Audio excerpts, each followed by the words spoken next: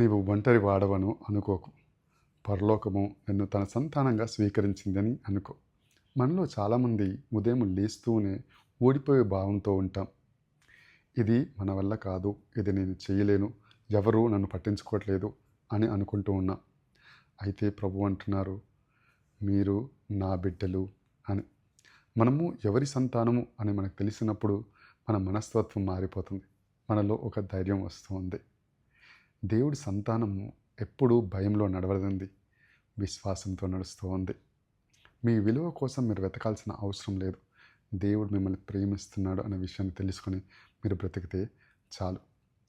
రోమిలకు రాసిన పత్రిక 8వ అధ్యాయం 16వ వచనంలో ఇలా రాసి ఉంది, మీరందరూ ప్రభు యొక్క సంతానము అని.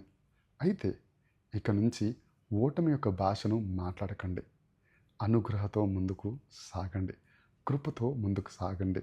ఒక్క విషయం గుర్తుపెట్టుకోండి, మన తండ్రి మన ప్రభు అయి ఉన్నారు.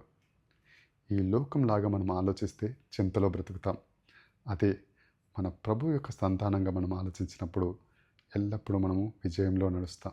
కాబట్టి మన ఆలోచనను మార్చుకొని మనం ప్రభు అయిన తండ్రి యొక్క బిడ్డలము అని తెలుసుకుని ముందుకు సాగుదాం. దేవుడు మనల్ని అందరినీ దీవించునుగాక. ఆమేన్.